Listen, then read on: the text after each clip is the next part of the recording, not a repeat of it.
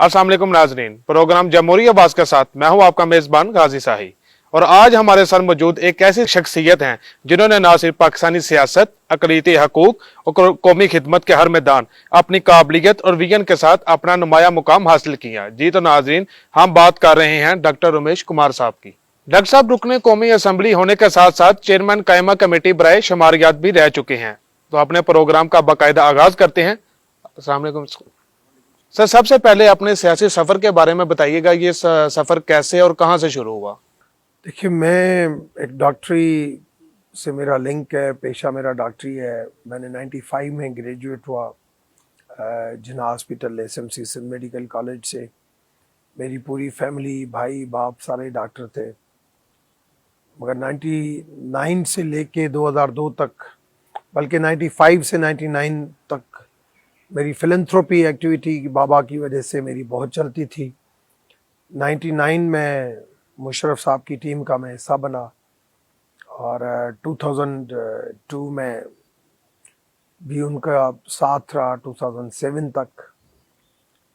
उसके बाद भी मैं पहले क्यू में रहा था और उसके बाद 2013 से 2018 में PMLN की तरफ से मेंबर नेशनल असेंबली था। 2018 से मैं इमरान खान के साथ PTI में रहा। आज मैं पीपल्स पार्टी के साथ हूँ। आपका ये ज़रूर यहाँ पे क्वेश्चन आएगा कि भाई आप पहले क्यू में रहे और फिर आप नून में रहे, फिर PTI में रहे, फिर पीपल्स पार्टी में रहे, क्यों? देखिए, मैं पैटर्न इन चीफ हूँ पाकिस्तान हिंदू काउंसिल का। नॉन मुस्लिम कम्युनिटी को रिप्रेजेंट करता हूँ पाकिस्तान के अंदर और पाकिस्तान से बाहर दुनिया के अंदर। पाकिस्तान को एज ए सीनियर पॉलिटिशियन है और एक फिलैंथ्रोपिस्ट समझें, एक इंटेलेक्चुअल समझें, एक राइटर समझें, मैं वो रिप्रेजेंट करता हूँ। मैंने काफ़ी रिसर्च है मेरी और इंटरनेशनल मेरी रिसर्च है, ग्लोबल रिसर्च है। रशिया वार के ऊपर मेरी रिसर्च है, अफ़गानिस्तान के ऊपर मेरी रिसर्च है और मैं अपने तजर्बे के मुताबिक, और रिलीजियस मेरी रिसर्च है, मदीना रियासत के ऊपर रिसर्च है, हज़रत इमाम हुसैन के ऊपर रिसर्च है और मैंने भगवद गीता, कुरान शरीफ, बाइबल सारे पढ़े हुए हैं।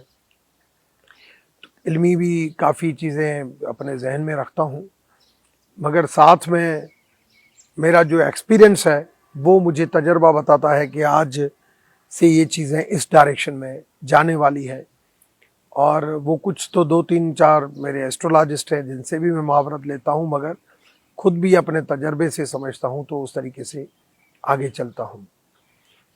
मगर अच्छी बात यह है कि मैं किसी के पास खुद नहीं जाता और लोग को पता है कि मेरी जिसके साथ भी एफिलेशन होती है एक अच्छे कैरेक्टर के साथ, साफ सुथरे पॉलिटिशियन की तरह होती तो है। वो आपकी तरफ खुद आते हैं और वो खुद आते हैं। इवन दूसरी पार्टियों को तो छोड़े, इमरान खान के पास भी मैं कभी बनी गला नहीं गया। इमरान खान इधर ही आया था जहाँ आप मेरा इंटरव्यू कर रहे हैं, जहाँ ही मेरे साथ प्रेस कॉन्फ्रेंस की थी।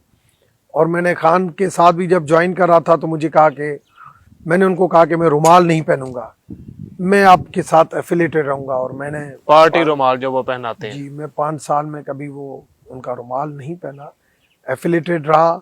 और जिसके साथ भी मेरी एक वक्त गुजरा, मुशर्रफ साहब से लेके चौधरी साहब वालों, शुजात वालों के साथ, फिर मियाँ साहब वालों के साथ, चाहे PTI या पीपल्स पार्टी, हमेशा अपने से बड़े का एहतराम किया है। जिस लीडरशिप के साथ काम किया, कभी ये नहीं हो सकता और कि आज जिसके साथ आप खाएं कल आप उसको छोड़ के जाएं, कल उसको गालियां दें। ये नहीं मुझे ज़मीर इजाज़त देता है, नहीं इखलाक इजाज़त देता है, नहीं मेरे माँ बाप की ये परवरिश है। आप जो अपने सियासी सफर के बारे में हमें बताया, अब ये बताइएगा कि वो कौन सी चीज थी जिसने आपको सियासत की तरफ आने की तरफ माइल किया? अच्छा क्वेश्चन है आपकी तरफ से। देखिए, मुझे परवेज़ मुशर्रफ साहब का मैसेज मिला कि आपको मैंने देखा है और मुझे मेरे डिपार्टमेंट ने बताया है कि आप एक अच्छे फिलैंथ्रोपिस्ट भी हैं, समझदार भी हैं। जो आपकी तकरीरें मैंने सुनी हैं मुख्तलिफ मौक़े के ऊपर, और मैं समझता हूँ कि आपको एक माइनॉरिटी के लीडर के तौर पर आपको आगे आना चाहिए और आप मेरे साथ काम करें। और मैं, परवेज़ मुशर्रफ के अल्फाज ये थे कि मैं ये माइनॉरिटी मेजॉरिटी समझता ही नहीं हूँ, मैं समझता हूँ कि आप मेरे साथ काम करें। इस वजह से मैंने पॉलिटिकल लाइफ शुरू की।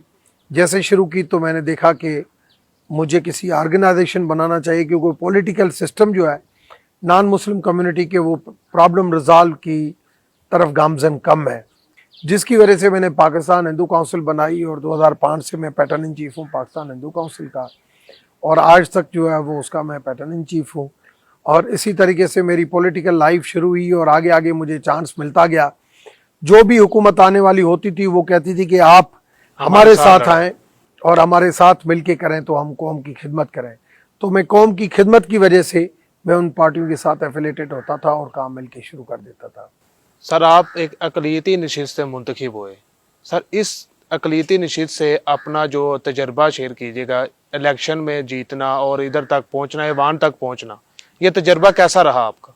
देखिए, बात यह है कि नशिस्त एमएनए तो सारे चाहे सिलेक्टेड चाहे इलेक्टेड सेम होते हैं, मगर मैं समझता हूं कि मैंने शुरू से लेके आज तक कोशिश ये की, हर पार्टी के अंदर इसी कंडीशन के ऊपर आया कि मुझे जनरल सीट दी जाएगी, मगर जनरल सीट की जगह पे वो कहते थे कि आप एमएनए बन रहे हैं, बस आप इस सीट के ऊपर आए। बस एमएनए तक महदूद किया? नहीं, मैं लास्ट मिनिस्टर भी था, मैं गंदारा टूरिज्म को भी देखता था, चेयरमैन स्टैंडिंग कमेटी भी था, तो वो मसला नहीं है।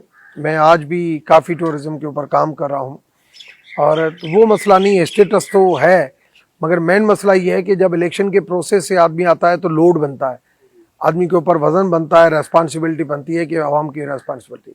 मगर मैं as a good human being head of NGO Pakistan Hindu Council, मैं वैसे ही अपनी रेस्पॉन्सिबिलिटी ज़्यादा समझता हूँ, जिसकी वजह से मेरी सर पे फ़र्क नहीं पड़ता, मगर मैं समझता हूँ कि ये रिजर्व सीट की जगह पे ये थ्रू सिलेक्शन नहीं, थ्रू इलेक्शन प्रोसेस होनी चाहिए। सर आपने बताया कि आप पैटर्न इन चीफ भी हैं और चेयरमैन भी थे और हिंदू काउंसिल की आप नुमाइंदगी कर रहे हैं।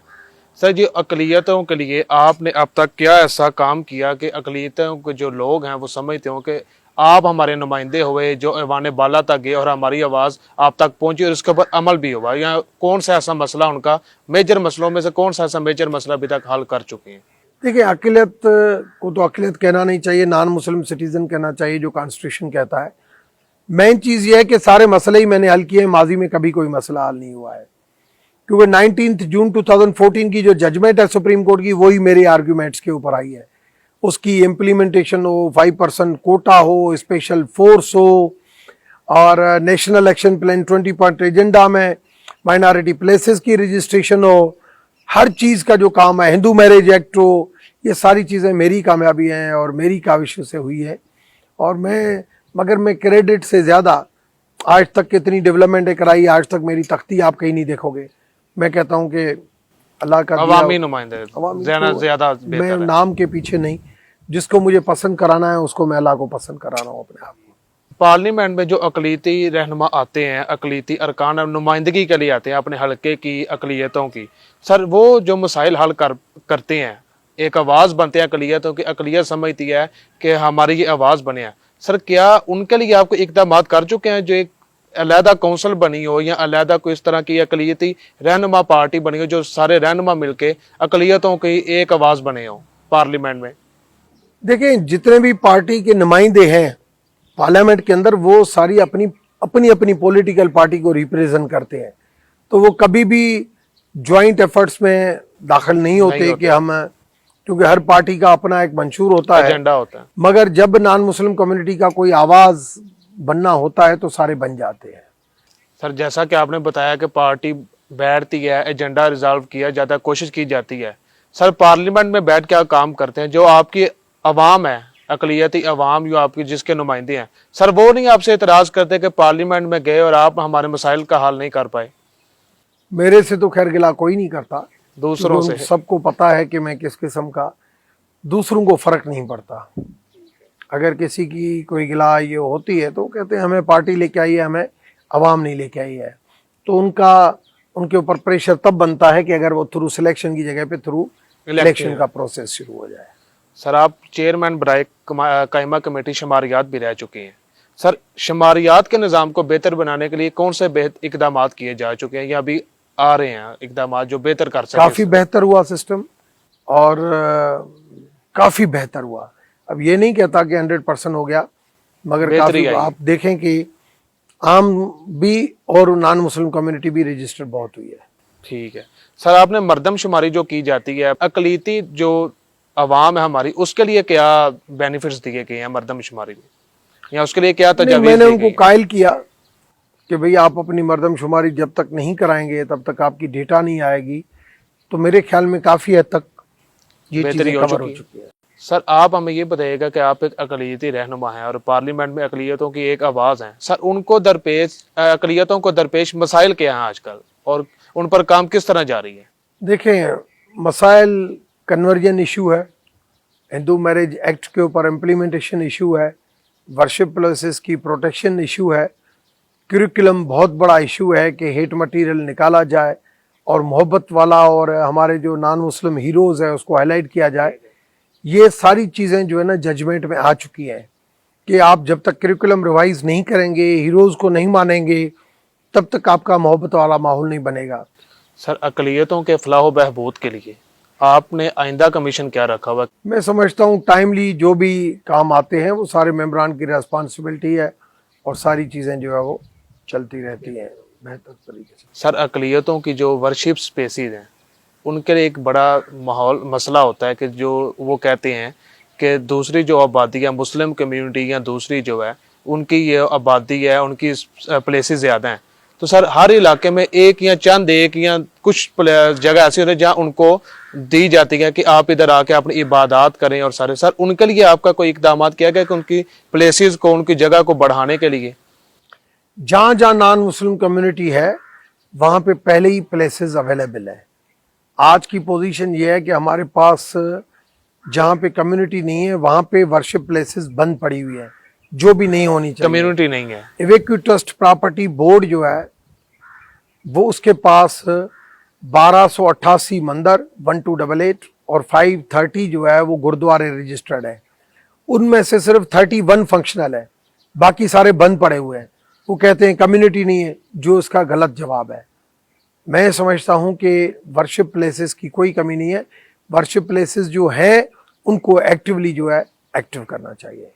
सर उनके लिए जो काम करना चाहिए उनको मेंटेन करना चाहिए। इस हवाले से आपने असेंबली से क्या आवाज़ उठाई उनके लिए जो वर्शिप प्लेसेस जो दूर दराज इलाकों में बंद पड़ी हैं और एक खंडर का मुकाम बन देखिए, चुका है? पैसों का मसला नहीं है। हर सूबे के अंदर माइनॉरिटी डिपार्टमेंट है और हर जगह पे माइनॉरिटी डिपार्टमेंट ठीक ठाक पैसे देता है, मगर बात यह है कि दूसरी डेवलपमेंटों की तरह वो माइनॉरिटी का पैसा भी उन्हें वर्शिप प्लेसेस पे 100% खर्च हो तो कोई मसला नहीं है, मगर वक्त आएगा वो भी चीज़ें बेहतर हो जाएंगी।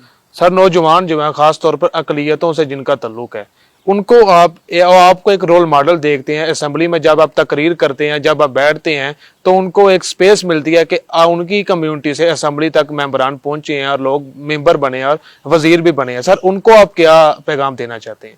मैं समझता हूँ टीचर और स्टूडेंट के अंदर रेस्पेक्ट का और ईमानदारी का जो वो मॉडल है वो होना चाहिए। दूसरा, माँ बाप को भी बच्चों को टाइम देना चाहिए। दूसरी प्रायोरिटी जो है वो इस चीज़ के ऊपर फोकस करना चाहिए।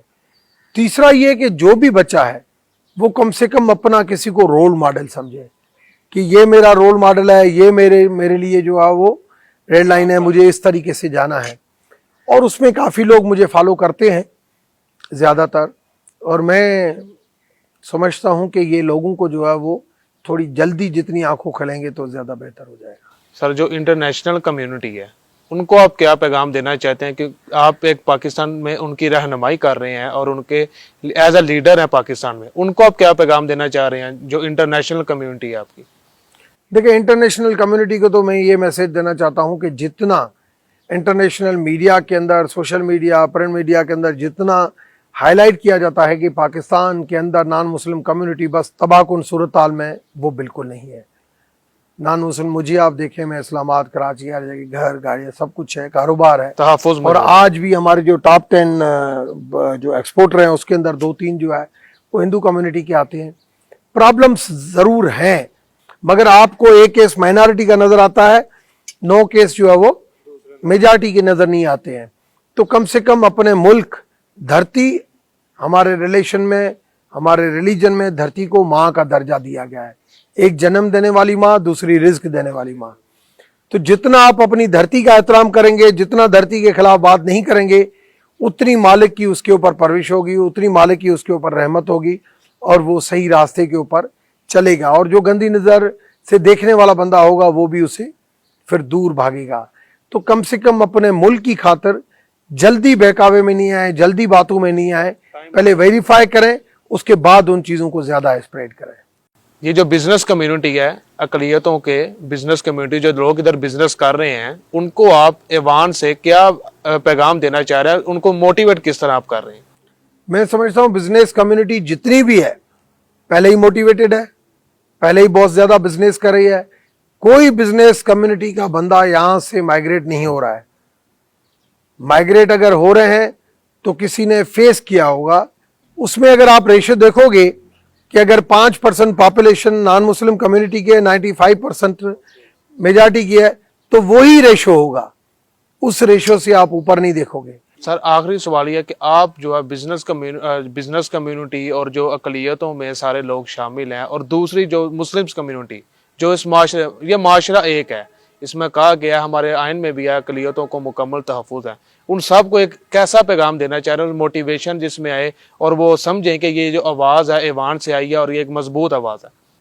मैं मैसेज ये देता हूं कि सारी नॉन मुस्लिम कम्युनिटी को, जो भी चाहे गुरु ग्रंथ साहब का फॉलोअर है, चाहे भगवत गीता का फॉलोअर है, चाहे बाइबल का फॉलोअर है, जितनी भी नॉन मुस्लिम जिस जिस रिलीजन को मानते हैं, धरती को हर मजहब के अंदर माता का दर्जा दिया गया है, माँ का दर्जा दिया गया है, इसकी हिफाजत, और जो उसकी हिफाजत करे उसके लिए खून के आखिरी कतरे तक यहाँ पे रहे। और जो भी डिसाइडेड होके माँ को छोड़ के इस तरीके से गया है वो कभी भी खुश नहीं हुआ है। मेरे पास बहुत सारे एग्जाम्पल हैं। आप जाएं, कारोबार बाहर करें, आपके बच्चे बाहर जा रहे हैं, आप जाएं, फ्यूचर के लिए हर लोग जाता है, मगर आपको अपनी धरती याद करती है। आप बाहर रहें, भली कमाएं, मगर यहाँ पे आए, लोगों की खिदमत करें। और मुझे आज फख्र है कि मैंने अपने थरपारकर के अंदर एक पूरा सिटी बनाया हुआ है, प्रेम नगर। उस प्रेम नगर के अंदर मैंने पूरा एक मल्टी सेक्टोरियल एक फिलैंथ्रोपिक प्रोजेक्ट बनाया है, जिसके अंदर एसओएस विलेज भी है, स्पेशल चिल्ड्रन होम भी है, ऑर्फन होम भी है, पब्लिक स्कूल भी है, nursing college, medical college, hospital, सारी चीजें हैं कि वहां पे ऑर्फन्स को, स्पेशल चिल्ड्रन को सपोर्ट करें, धरती का कर्ज उतारें और धरती की यहाँ पे खिदमत करें। और जितने बच्चे बाहर कमाते हैं वो 10% यहाँ पे भेजते हैं।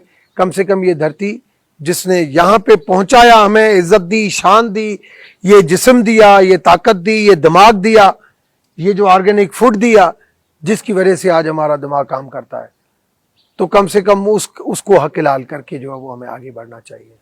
जी, तो नाज़रीन, ये था हमारा आज का प्रोग्राम, जिसमें डॉक्टर उमेश कुमार साहब हमारे साथ मौजूद थे और वो हमें सारा बता रहे थे कि जिस तरह उन्होंने पार्लियामेंट से, एक ऐवान बाला से, वो अक़लियतों की एक आवाज़ बने हैं और किस तरह उसके ऊपर काम कर रहे हैं। तो इसी के साथ आप हमें दीजिए इजाज़त। इंशाल्लाह अब अगले प्रोग्राम में आपसे होगी मुलाकात।